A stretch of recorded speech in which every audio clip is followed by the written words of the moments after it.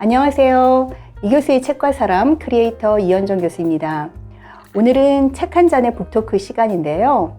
오늘 제가 모신 분은 바로 여러분, 우리는 왜 쉬지 못하는가라는 아주 흥미롭고 또 참신한 제목이죠. 이러한 제목의 책을 쓰신 이승원 선생님을 모셨습니다. 이 책은 2022년 11월에 나온 책이고요. 사실 생각해보면 우리가 요즘에 보면 다들 너무 바쁘고 하루하루를 어떻게 사는지도 모르게 그렇게 바쁘게 살아가고 있잖아요. 그래서 너무나 적절한 그러한 내용을 담고 있는 책이라고 여겨져서 제가 이 책을 골라봤습니다. 그럼 이승원 선생님 안녕하세요. 안녕하세요. 네, 이승원 선생님 먼저 그러면 간단하게 자기 소개와 인사 부탁드리겠습니다. 저기 카메라 보시고 가시면 됩니다. 예, 저는 서울시 은평구에 살고 있는 이승원입니다. 예, 현재 제 직장은 서울대학교 아시아도시사회센터에 있고요. 그리고 시시한연구소 커먼즈 네트워크에서 활동가로 같이 일을 하고 있습니다. 예. 네, 선생님 제가 그 시시한연구소라고 말씀하셨는데 시시한연구소는 무엇을 연구하는 곳인가요? 시시한연구소는 네. 도시의 다양한 현상들을 연구하고 또 우리 도시에서 사람들이 얼마나 자유롭고 안전하게 살 수 있는가에 대해서 고민하고 또 함께 무언가를 좀 만들어내고자 하는 실천적인 연구기관입니다. 네. 그러면 그 시가 하나는 도시 할 때 시자, 뭐 이런 건가요? 그 시한이? 뭐 여러 가지 의미가 있습니다. 예, 도시에 사는 시민들이 크게 좀 펼쳐나간다라는 뜻으로 해석해 주시면 감사하겠습니다. 네, 알겠습니다. 네. 그러면 오늘 바로 저희가 이제 우리는 왜 쉬지 못하는가 책으로 들어가 보도록 하겠습니다. 먼저 제가 일부분을 읽어보도록 하겠습니다. 위기의 시대, 아니 절멸의 시대가 도래했다고 한다. 기후 비상사태, 에너지, 식량, 경제 위기, 사회 경제적 불평등, 약자들의 희생을 강요하는 후퇴한 민주주의가 일상을 무너뜨리고 있다. 많은 사람들이 체감을 넘어 실제로 고통을 느끼고 있다. 이제 행동을 해야 한다고들 한다. 이런 이유로 지쳐있는 사람들에게 더 힘찬 행동이 필요하다는 외침이 여기저기서 들린다. 그러나 행동은커녕 하루하루 일상에 찌들어버린 우리에게 당장 걸터 앉아 쉴 수 있는 의자조차 찾기 힘들다. 이 위기의 시대를 이겨낼 수 있는 힘은 반복되는 일상의 탈진으로부터 벗어나는 데에서 시작되지 않을까? 좋은 의자까지는 아니어도 지갑을 뒤적거리지 않고 누구 눈치 볼 필요 없이 조금 힘들다 싶으면 편히 앉아 쉴 수 있는 의자는 없는 것일까? 교육 수준이나 학벌, 재산 규모, 인종, 종교, 성적 정체성, 문화적 취향, 정치적 견해, 하다못해 사는 동네나 부모의 직업이 무엇이든 상관없이 우연히 마주쳐 함께 앉아 잠시 서먹하다가도 서로 안부를 묻고 위로와 힘을 건네고 덕담을 나누고 언젠가 다시 만날 날을 기약하며 헤어질 수 있는 혹은 같은 방향을 향해 걷기 위해 잠시 쉴 수 있는 그런 의자는 이제 사라진 것일까? 네, 선생님, 이 책의 앞부분에서 선생님께서는 이제 주상복합 건물이 우수수 이렇게 우후죽순으로 들어서기 전에 그러한 느티나무 아래에 있었던 의자, 예전에 우리 생각해보면 복덕방이라든지 아니면 구멍가게 앞에 있었던 어떤 평상처럼 사람들이 어린이든지 청소년이든지 노인들이든지 함께 모여서 이야기할 수 있는 의자를 이제 떠올리시면서 왜 이제는 그러한 의자가 없을까라는 이제 말씀을 하세요. 그런데 또 우리 시기는 또 선생님 말씀하셨던 것처럼 에너지 위기부터 시작해서 기후 환경 위기, 또 경제적인 혼란, 하여튼 여러 가지 문제들이 많이 있잖아요. 그럼 이런 위기와 이 의자는 서로 어떠한 상관관계가 있는 것일까요? 제가 조금 어렵게 느껴져서 선생님께 좀 더 설명을 부탁드려 볼게요. 예, 참 좋은 질문이십니다. 그리고 새삼 선생님이 이렇게 읽어주시니까 저도 새롭게 이 글의 의미가 다가오는데요. 의자에 대해서는 굉장히 제가 많은 고민들을 했었어요. 그러니까 예를 들어서 우리가 대학로나 서울역이나 어떤 공공공간을 가면은 최근 몇 년 사이에 의자들의 형태가 좀 많이 변해 있었어요. 예전에는 그냥 긴 의자에서 사람들이 앉을 수도 있고 잠깐 이렇게 누워서 쉴 수도 있었는데 지금은 중간에 어떤 그 바를 만들어서 절대 누울 수 없게 만들었어요. 그 왜 그런지는 아시잖아요, 선생님도. 그렇죠. 뭐 공항 같은 데도 의자들이 다 이제는 칸막이가 되고, 예. 그죠. 누울 수 없게 이제 예. 노숙자들이 그렇죠. 네. 그러니까는 사실은 쉬어야 됨에도 불구하고 가장 쉼이 필요한 사람들에게는 쉬지 못하게 하는 의자가 돼버린 게 사실 이제 너무 이제 가슴이 아픈 거죠. 우리 사회가 이렇게 야박해졌는가, 무슨 뭐 어떤 개인의 땅에다가 그렇게 울타리를 쳤다라면 그나마 좀 이해가 될 텐데, 우리 사회에서 여러 사람들이 함께하는 자리에서 그렇게 야박할 필요가 있는가라는 생각이 들었어요.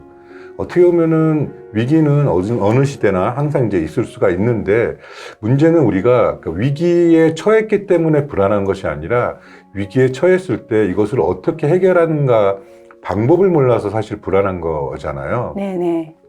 그 의자를 제가 생각했던 거는 그런 겁니다. 그러니까 우리가 좀 위기가 있을 때 조금 쉬고, 또 그러면서 힘을 축적하고 앉아서 아, 내가 혼자 있는 게 아니구나, 내 옆에 누군가가 있구나, 이렇게 하면서 뭔가 이 불안을 이길 수 있는 용기를 얻을 수 있어야 되는데, 정작 우리 사회에 과연 우리가 곁에 내가 누가 있는가, 혹은 내가 누구 곁에 있는가에 대해서 고민할 수 있는 의자와 같은 어떤 관계, 어떤 공간, 어떤 힘들이 있는가에 대해서 고민을 해서 좀 의자라는 표현을 썼는데요.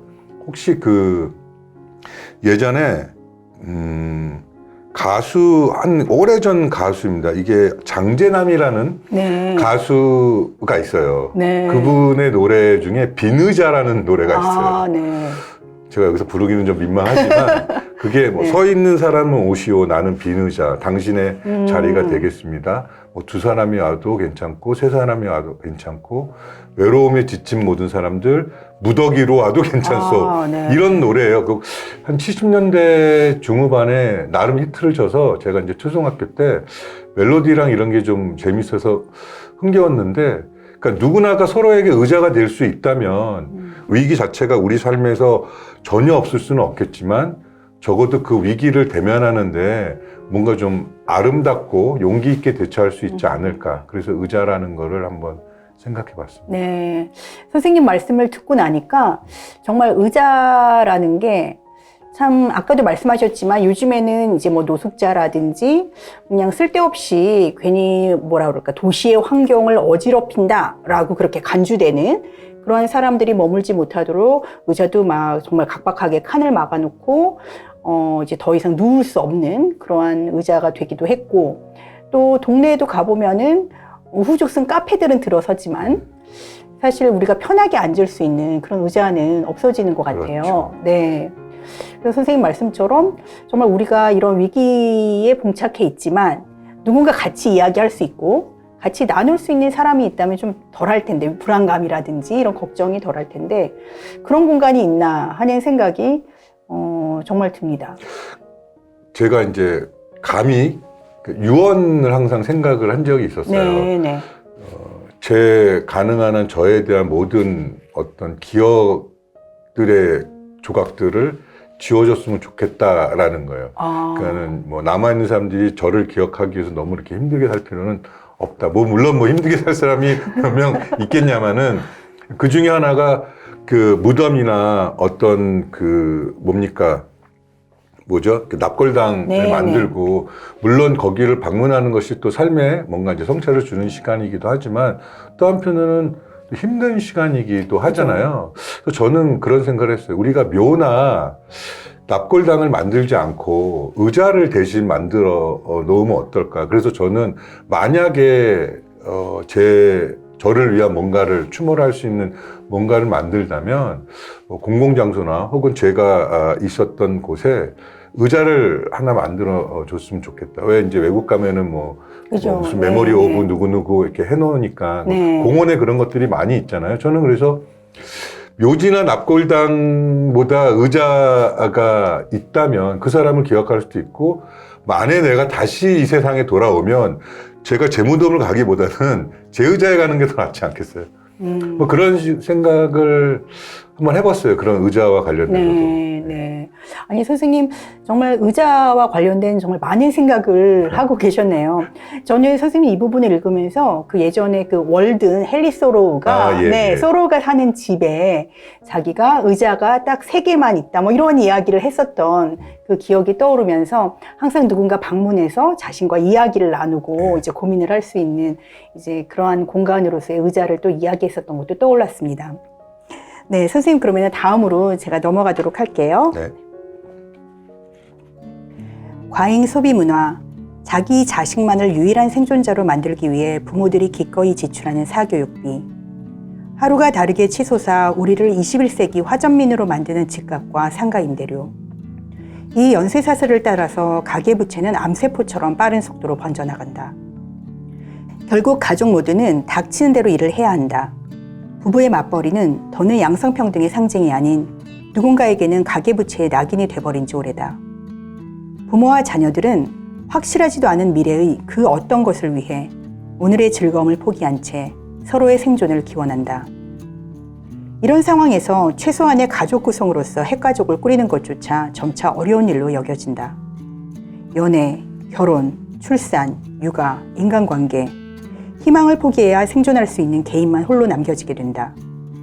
공공재를 상품으로 구매해야 하고 미래마저 저당 잡힌 현실에서 가족은 서로의 의지처가 되기보다 감당해야 할 무거운 책임이 되기에 불안이 더 커지기 때문일지 모른다. 생계형 자살에 이어 생계형 포기가 넘쳐나게 된다. 맥퍼슨이 사적 소유권의 근거에 제기한 소유적 개인주의에 따르면 자본주의 사회의 시민성은 시민 전체가 아니라 넉넉한 자산을 가진 시민만 대상으로 한다. 네. 선생님 앞에서 그 말씀하실 때도 여러 가지 위기 중에서 이제 후퇴한 민주주의를 말씀하셨어요. 제가 그 부분이 조금 눈에 들어왔는데 또 선생님이 다름 아니라 또 그 에른스트 라클라우의 또 제자이시기도 하고 워낙 민주주의라든지 이런 정치와 관련된 고민이 많이 있으셨던 분이라는 걸 제가 알고 있기 때문에 이 부분에 대해서 조금 더 여쭤보고 싶었는데요. 지금 맨 마지막에 그 맥퍼슨이라는 말에 따르면은 이제 그 민주주의가 어떤 가진 자들을 위한 그런 민주주의가 되어가고 있다는 점을 이제 지적하고 있어요. 그래서 선생님께서는 어떤 면에서 우리가 후퇴한 민주주의라고 보시는지, 어떤 점에서 우리의 민주주의가 위기라고 보시는지 그 점에 대해서 좀 말씀 부탁드릴게요. 예, 우리가 아는 민주주의는 그 각각의 사람들의 자유와 평등을 보호하는 가치이잖아요. 권위주의라고 했을 때는 모든 사람들을 위하기보다도 특정한 집단을 위한 제도라고 하고, 그리고 우리가 많이 알고 있듯이 민주주의라고 하면은 민을 위한, 민에 의한, 민의 정치 이런 표현을 하고 있습니다. 그런데 지금 현재 그 민주주의가 처한 가장 큰 위기 중에 하나는 뭐 제 생각에는 아무도 참여할 수 없는 상황이라는 겁니다.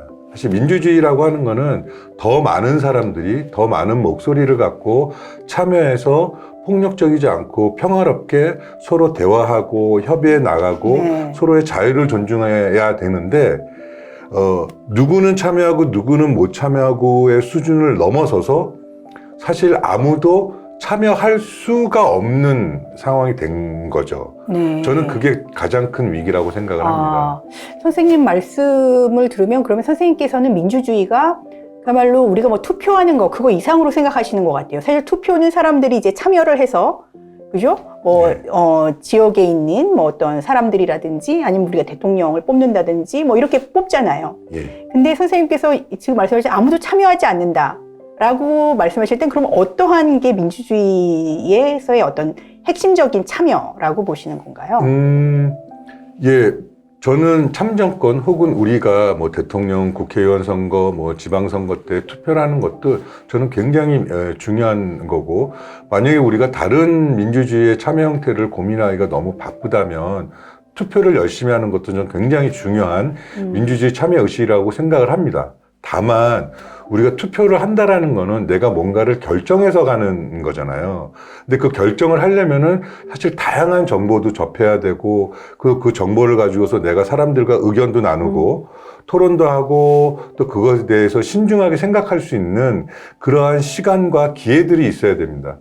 그런데 뭐 아시다시피 우리가 너무 바쁘고 집에 들어오면은 피곤하고 나아가서는 사실 투표하러 가고 싶지만 오히려 그날 또 출근해서 일해야 되는 사람들, 하루 벌어먹는 사람들 같은 경우에는 뭐 법정 공휴일일지라도 오히려 그게 나의 생계를 더 위협하는 상황이 될 수도 있잖아요. 그렇죠. 그래서 저는 참여하기 싫다, 뭐 좋다의 문제가 아니라 많은 사람들이 아파서 힘들어서 그날 일을 해야만 하기 때문에 그런 여러 가지 이유로 정작 투표조차 혹은 투표를 당에 가더라도 그 전에 그 정보를 가지고서 신중하게 사색을 하고 판단할 수 있는 기회가 없다라는 거, 뭐 그런 것이 이제 가장 중요하고 한 가지만 더 말씀드리면은 아마 많은 분들이 요즘 동사무소에서 여는 주민총회 같은 것들 혹은 뭐 주민들이 참여해가지고 이러저러한 의견들을 나누는 공론장이나 뭐 공청회 이런 모임들을 많이 들어보셨을 거예요. 그런데 그런 것들이 보통 평일 낮 2시 그리고 어디 뭐 4층짜리 건물 2층 강당 네. 이렇게 됩니다. 그러면은 뭐 아시다시피 거기에 참여할 수 있는 분들은 극히 제한적이잖아요. 네, 그것을 그렇죠. 직업으로 하시는 분들 같은 경우 직장에 다니신 분들이라든가 혹은 다른 사람의 도움 없이는 혹은 자기가 혼자 이렇게 몸이 불편하지만 자기 스스로 가려고 해도 그러한 장치들이 사회적으로 보장되어 있지 않는 분들은 참여할 수가 없는 거죠. 네, 그러네요. 이런 것들을 보더라도 지금 한국 사회 민주주의는 스스로가 정확하게 정보를 판단할 수 있는 시간적인, 육체적인 혹은 정신적인 기회 그리고 여러 물리적인 장치들이 부족하고 혹은 그런 것들이 후퇴하다 보니까 결국에는 민주주의라는 장에 오히려 사람이 존재하지 않는 이제 슬픈 현실이 되지 않았는가 이런 고민을 합니다. 네. 선생님, 이 책의 제목하고도 정말 좀 연결되는 부분인 것 네. 같네요. 그러니까 우리가 쉬지 못하고, 그러니까 쉰다는 게, 그러니까 일하지 않는 어떠한 시간이 없기 때문에 실제로 민주주의는 투표라는 어떤 결정된 것을 행하는 것뿐 아니라 그 결정에 가기까지의 어떤 서로 나누는 과정, 협상하는 과정, 그런 것이 중요한데 그것을 실제로 할 수 있는 시간도 없고 그리고 아까 의자도 말씀하셨지만 그런 공간도 사실 우리 주변에 없고 뭐 이웃도 어떤 사람인지 사실 모르고 사니까요.